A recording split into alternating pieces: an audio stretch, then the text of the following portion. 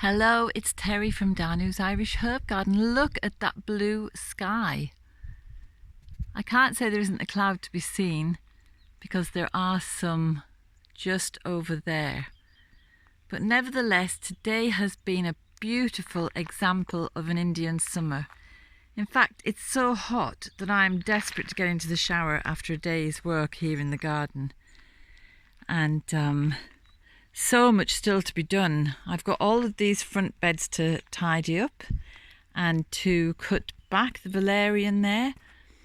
In the last couple of weeks I have repainted, so we've got a nice white cottage with some fresh green paint, and I'm just going to go and check if the elderberries are ready, because some of them were not ready the other day. Look at this willow arch, it's completely gone berserk. I have tied it in to this year, but I think, oops, I'm not going through that spider web.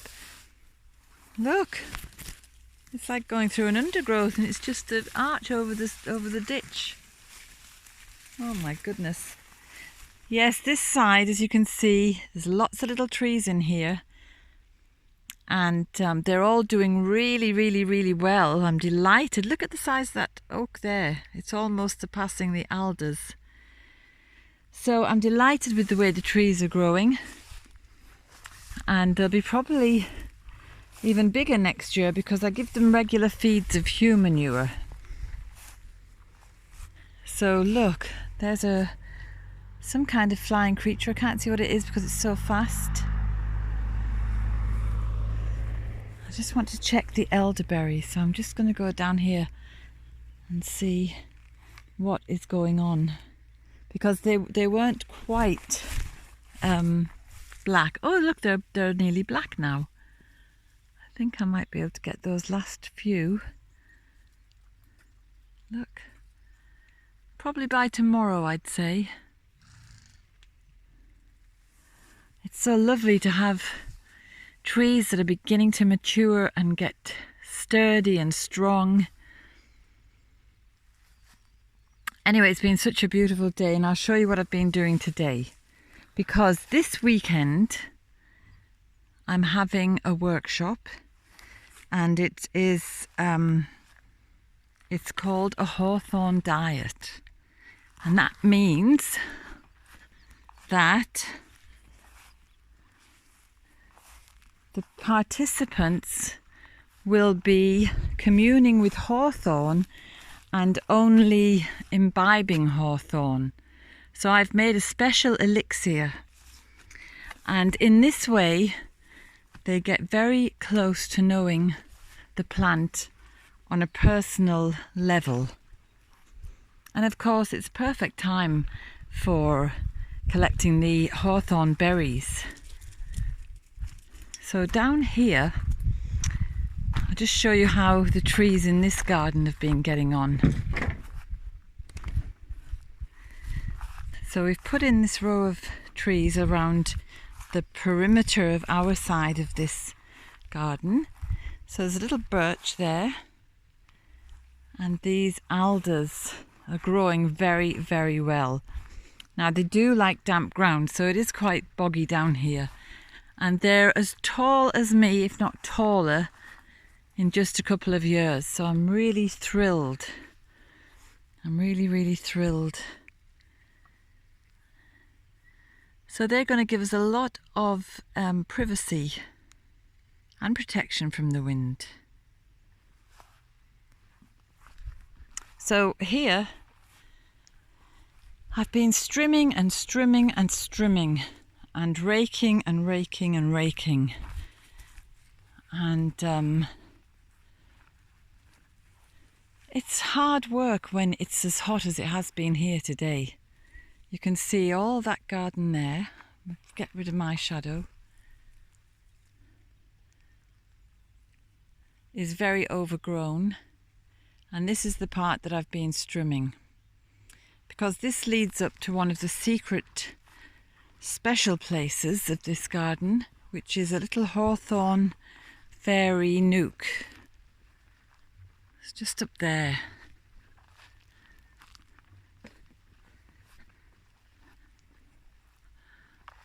See how beautiful it is. We can see the mountains just over there. Bring them a bit closer. The 12 bends. They're so beautiful today when it's clear. And this is a very special, magical fairy nook.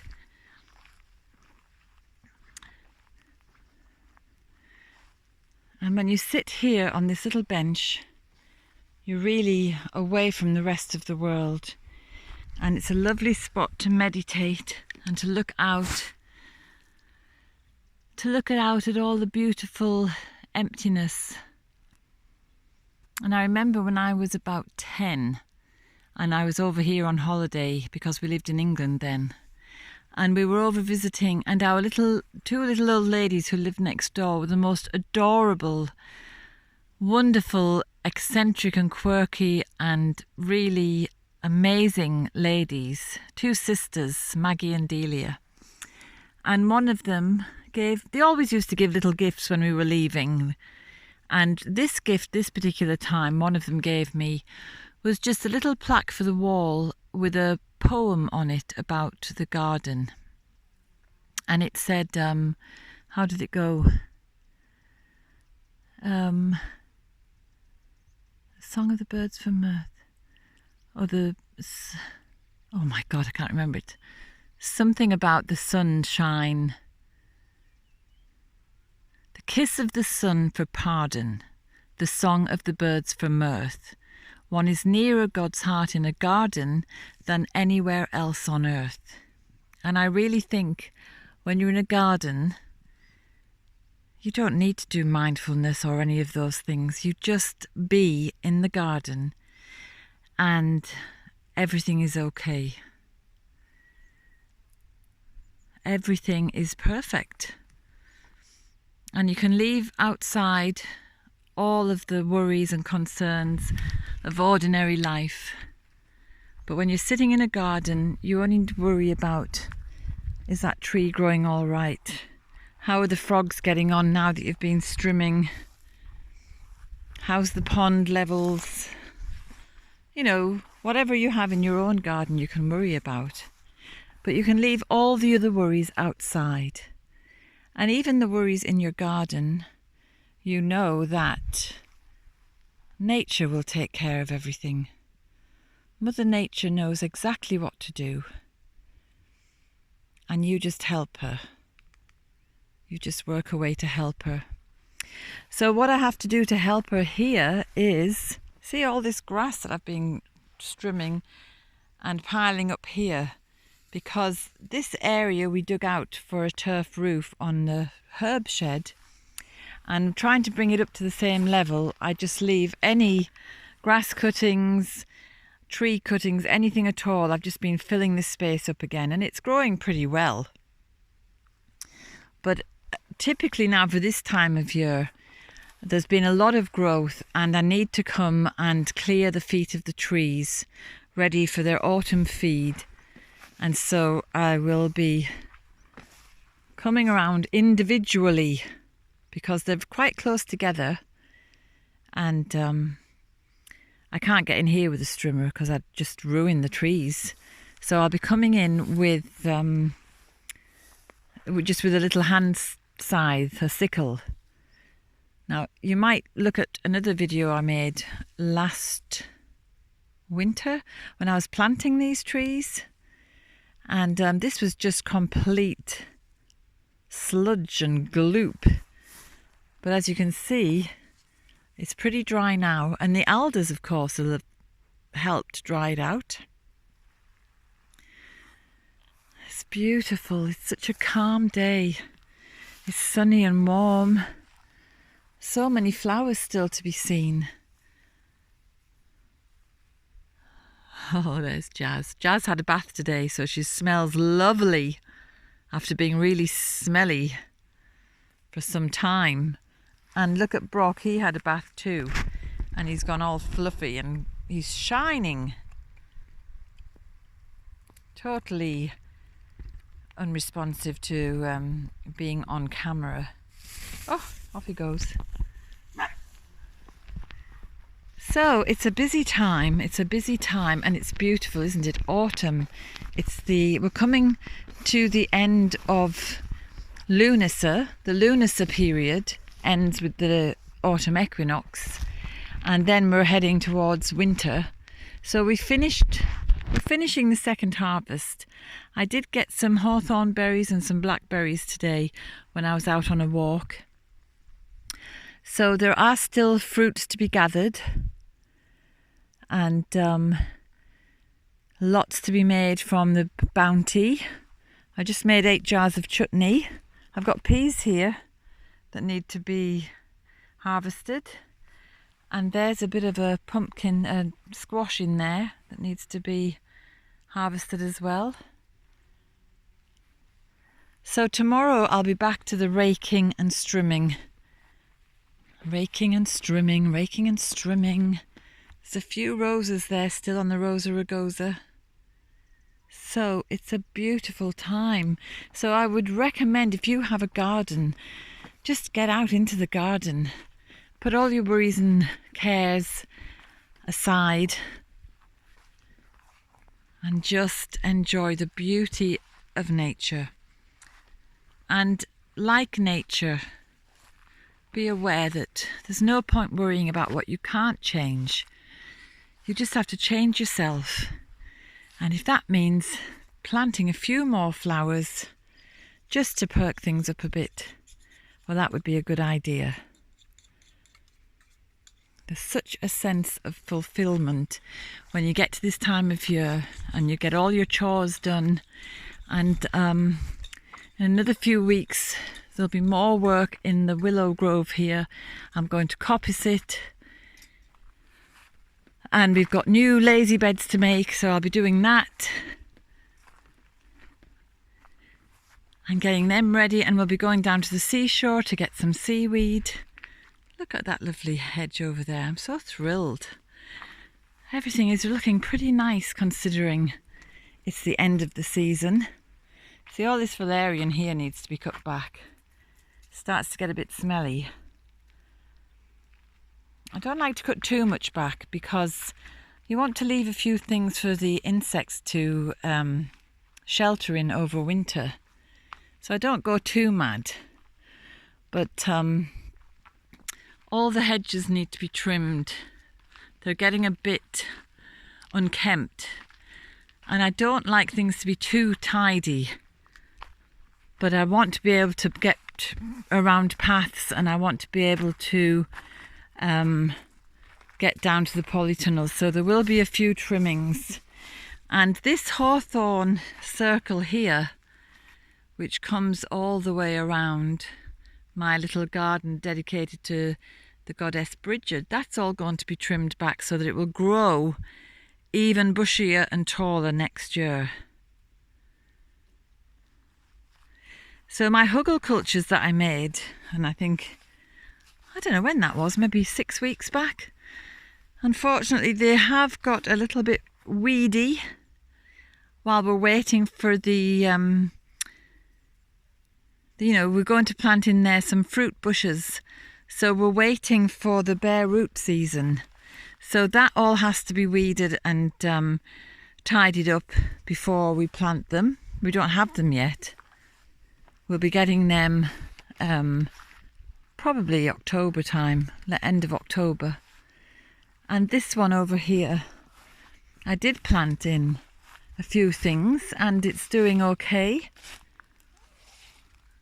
I got that mayweed or sea chamomile from the shore down at the end of the road, and it's really taken off. And that tall red thing there is called elephant amaranth. But here, next to it, looks like a bit of a messy pile. That's our insect hotel. So there'll be lots of beneficial insects, I hope, finding a home in there. So see where the little alder tree is? We can't get past there anymore now.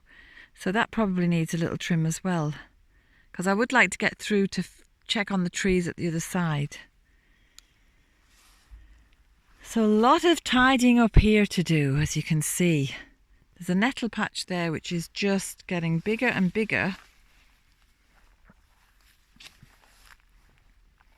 and which I think I may have to reduce. It's such a thrill to see things growing. It's such a thrill. Oh my God, look at all the weeds on that bed.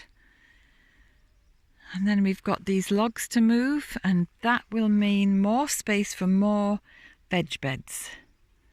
So I hope that next year this garden is going to be really productive.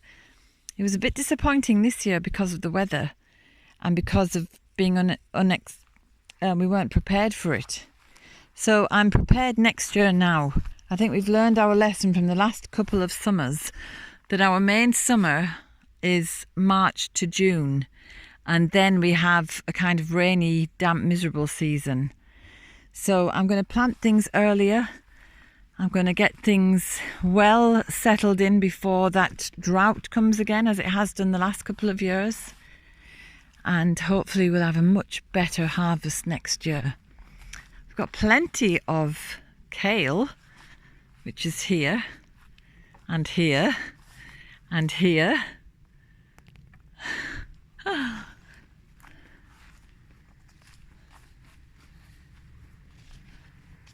Rosa rugosa and fuchsia in this bed are doing very well.